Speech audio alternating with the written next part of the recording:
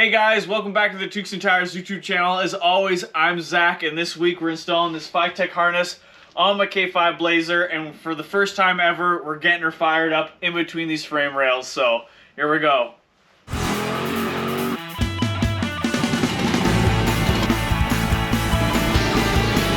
Hey, is that Timmy's? Yeah, because we're in Canada. Okay guys, well I guess you already heard what we're doing, so we're gonna get right into it.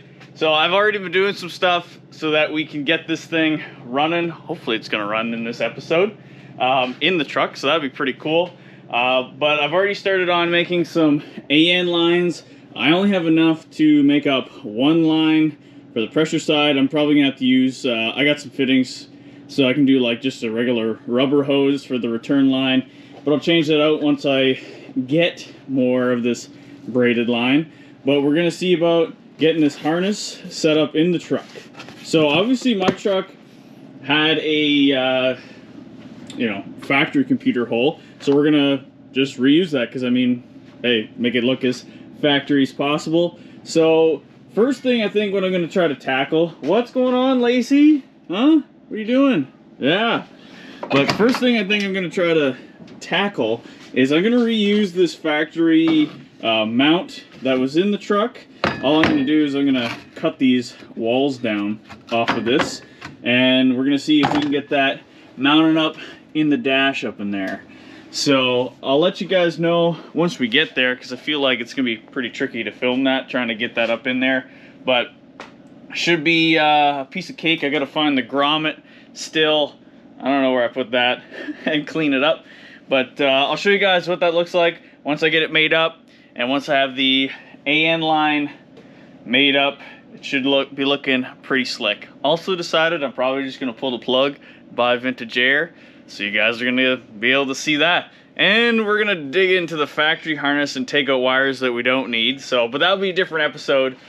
So we're gonna see. We're getting to it, huh, Lacey? You excited? Yeah? Yeah? Yeah. Okay guys, well, I got my one AN line made up, and now what we're doing is, well, what I did do. You can see I got my computer just mounted to the factory thing. There was like all these walls on it, so I ended up just cutting them off, making it all flush and stuff so it looks a little nicer. And then we have the factory grommet, so all I did was just drill the hole out a little bit bigger and then put a slit in it, so I will be able to get it around the main harness. And if you guys are doing this, I also have other videos, so I don't know, I'm gonna try this, click somewhere on the screen, should get you to another video of me doing the AN lines. If you haven't done that, part numbers are all there for fittings and stuff, the way I did it. So that's awesome. I still yet have to get the transfer case in, just because when I go to fire it up, I don't want the fluid to be shooting everywhere. And I have to loop the line for the transmission cooler, because that'd be bad. So we're gonna try to now snake this harness in. I find that it's easier to snake it from the inside out, just because due to the holy Toledo, Lacey. What's going on? Yeah, I know. Frig, I'm not paying attention to you, but just because of the fuse box that's on that, and we're gonna have to find a location that fits in there good. I think I'm just gonna leave it dangle in there for now, just because I don't know where the factory air stuff is gonna go. But we're gonna let's try to get this snaked in there. So I think it should go pretty good. I'm probably gonna get frustrated. Okay, guys. Well, we're gonna try to get this snake through there. Obviously this is a lot easier with not having a window in, because I should be able to reach through both sides as I do this. So obviously we're just gonna start, we got the harness in here, and we're just gonna start pulling stuff through the hole. Let's see how it will go. Frig, what's going on here? This thing's poking me and stuff. Come on now.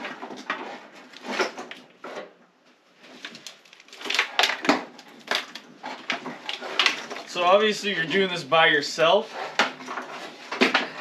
Just, pay a buddy. to help you out if you got a windshield.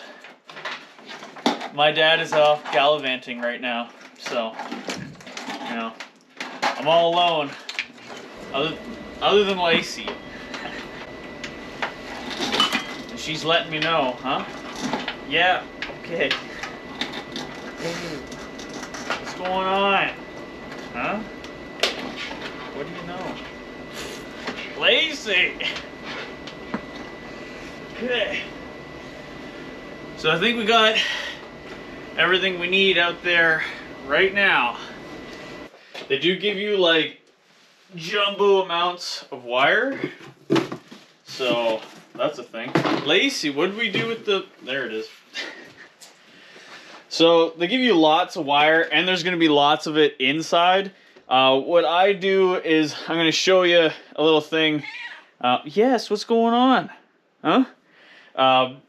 What I do for the transmission stuff, because I just think it would look kind of junky if the transmission stuff comes out here and goes down the firewall.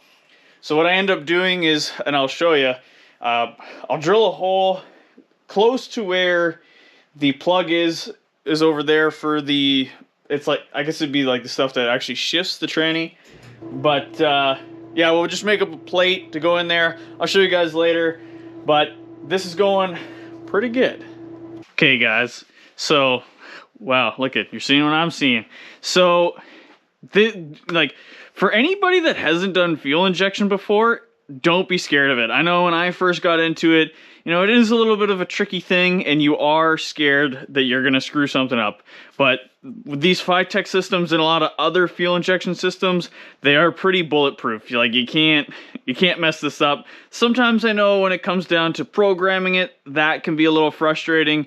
But I do have another video that you can check out that I'm going to try to maybe link on the screen somewhere here, or I'll just put it down in the description down below.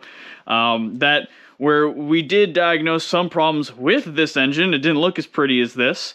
But we did end up firing it up on a stand, but it'll just be super awesome to get this fired up in the truck. So what I do is, what you can see is everything that's for that side of the motor, kind of throw over there. And then I got some of the stuff that needs to come up front. There's some other stuff here that is for sensors and stuff. But what we're going to do now is we're going to try to get it to curve around the motor, because I usually try to put stuff out of the way. Like, this is meant for your wideband O2 sensor. So we're going to try to get that onto the driver's side. But we're just going to try to snake this stuff in there, and we're going to see how it goes. I don't know how it's going to go. Lacey, what are you thinking, huh? You're having fun? No, you don't really care, do you?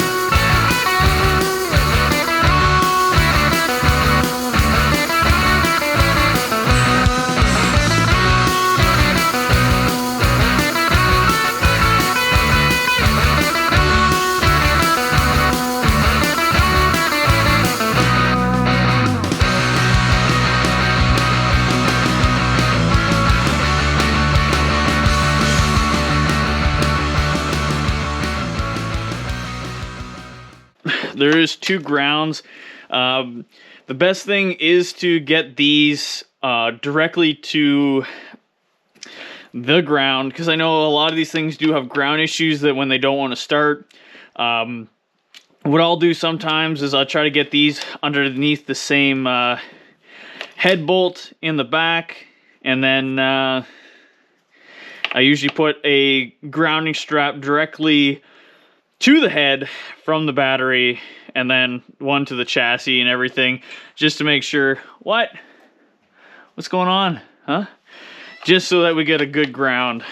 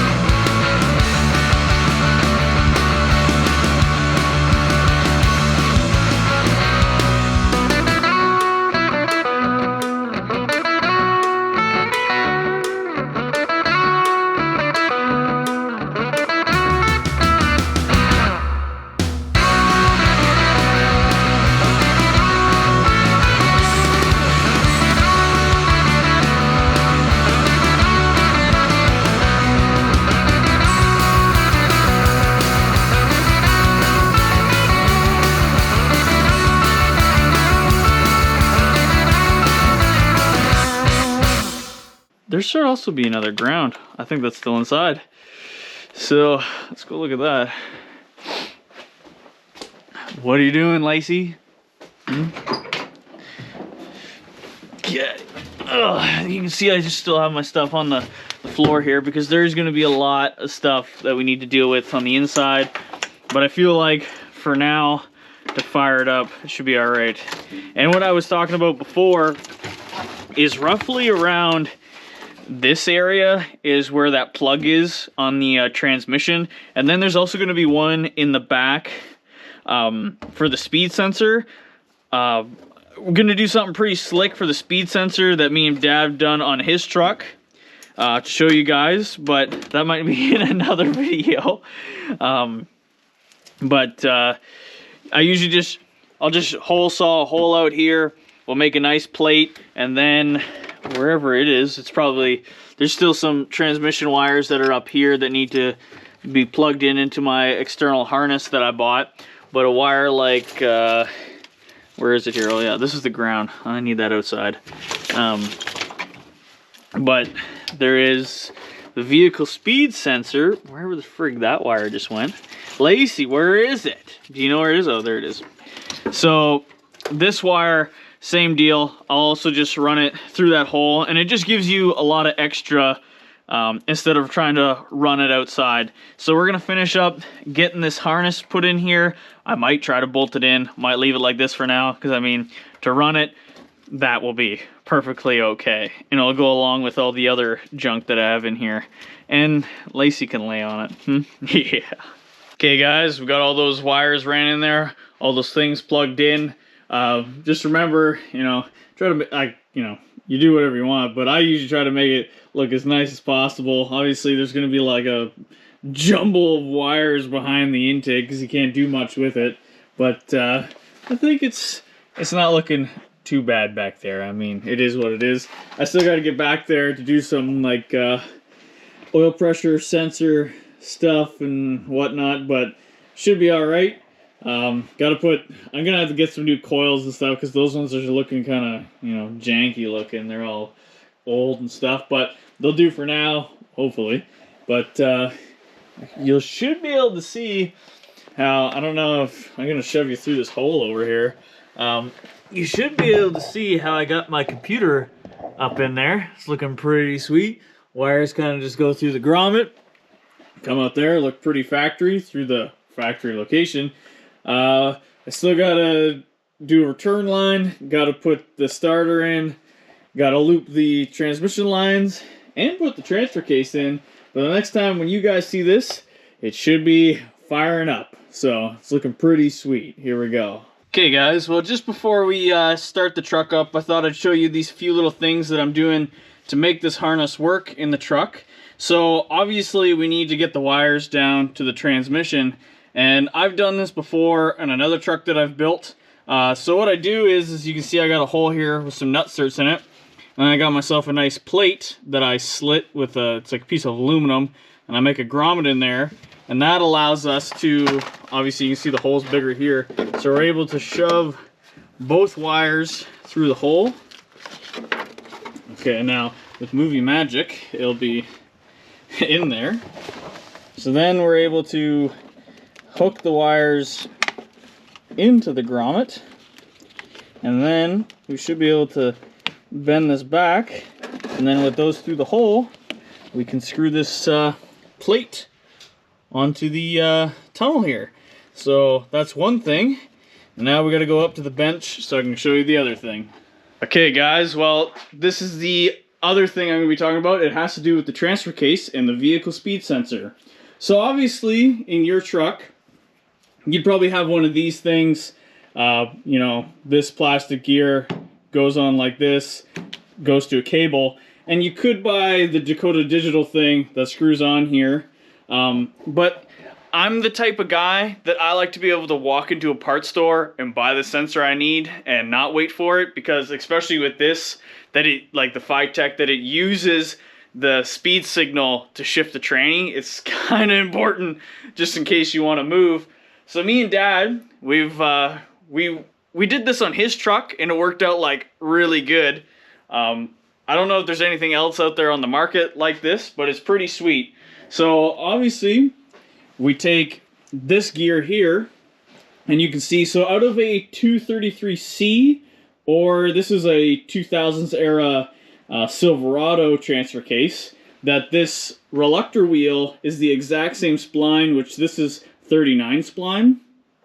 And all we've done is taken this gear, put it on the lathes, taken off these spiral gears, and made ourselves a spacer on the bottom and the top, and this just butts up against the bearing that's in this case here, so you can see the bearing in here.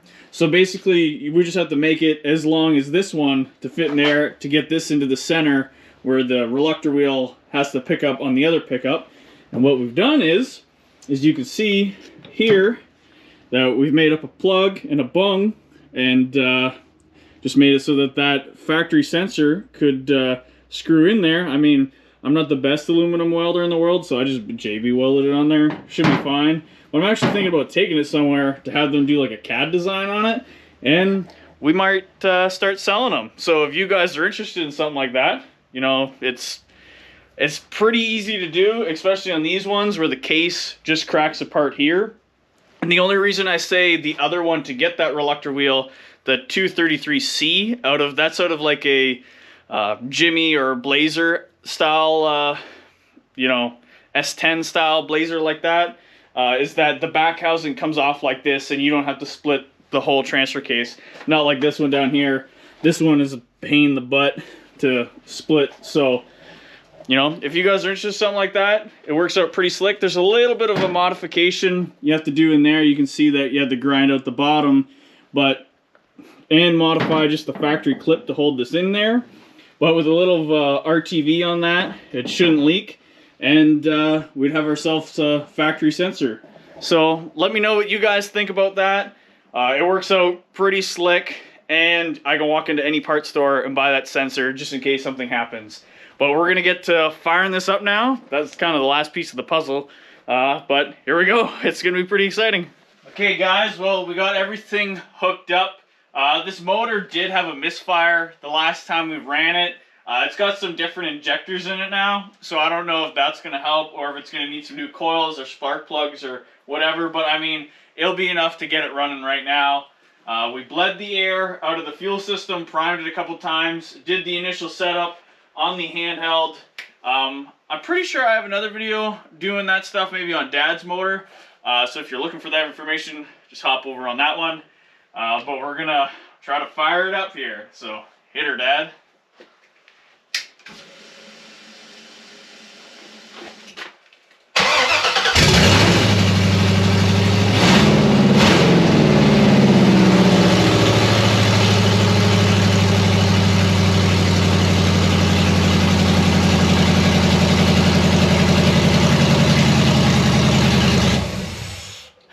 Well, there you have it, guys. It's running. First time in the Blazer. It sounds pretty wicked with open headers. We got a long ways to go, but at least we don't have to push it around anymore. So that's pretty cool. But thanks, guys, for watching. We'll catch you next time. And don't forget to salute the beaver.